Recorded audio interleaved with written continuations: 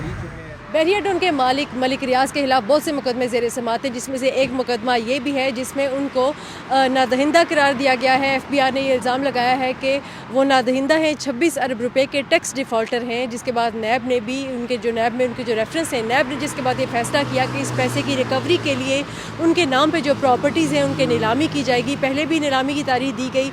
मई के महीने में सबसे पहले ये ऐलान किया गया कि मलिक रियाज से जो पैसे की रिकवरी की जाएगी मनी लॉन्ड्रिंग केस में, उसके लिए बहरिया टाउन के अंडर जितने भी जो प्रोजेक्ट और मंसूबे हैं उनको नीलाम किया जाएगा। जिसमें से एक मंसूबा ये मॉल ऑफ इस्लामाबाद है, जो कि इस्लामाबाद में 2015 में ये बनना शुरू हुआ था। अब ये मुकम्मल हो चुका है। 21 मंजिला ये इमारत है, जिसमें से जो पहली 3 मंजिलें हैं ये कमर्शियल हैं, यानी कि मॉल के लिए, दुकानों के लिए मुख्तस हैं। जिसके बाद चौथी मंजिल पे फूड कोर्ट और 5वीं मंजिल से लेकर 12वीं मंजिल तक इस मॉल ऑफ इस्लामाबाद में दफातर हैं, ऑफिसेज़ हैं।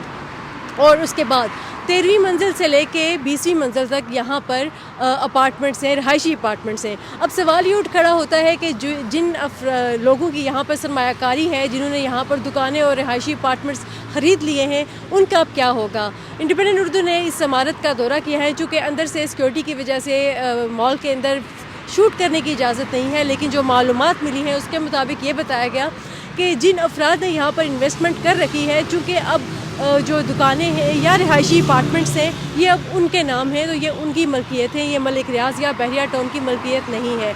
और जब ऑक्शन होगा, नीलामी होगी, तो बुनियादी तौर पर ये इस इमारत की जो मैनेजमेंट है वो तब्दील हो जाएगी। क्योंकि अभी जब हमने देखा तो यहाँ पर जो मैनेजमेंट है वो बहरिया टाउन की मैनेजमेंट है। वही जो सेल परचेज़ है या बाकी जो मामलात हैं इस इमारत के, वही देख रहे हैं। अभी इमारत में कुछ कंस्ट्रक्शन का काम भी, जो ऊपर की मनाजिल है वहाँ पर चल रहा है, भी फिनिशिंग चल रही है। लेकिन हमें ये बताया गया कि जो मालिकान हैं जिन्होंने यहाँ पर इन्वेस्टमेंट की है, उनको अपार्टमेंट्स की और दुकानों की जो पोजेसन है, जो चाबियाँ हैं, वो दे दी गई हैं। तो ऑक्शन होने की सूरत में इन दुकानों पे या इन अपार्टमेंट्स, रहायशी अपार्टमेंट्स पे कोई फ़र्क नहीं पड़ेगा। लेकिन इमारत का जो कंट्रोल है वो जो पार्टी इसको ख़रीदेगी उसके पास इसका कंट्रोल चला जाएगा। और अभी ये 3 सितंबर को इस मॉल ऑफ इस्लामाबाद की नीलामी होनी है।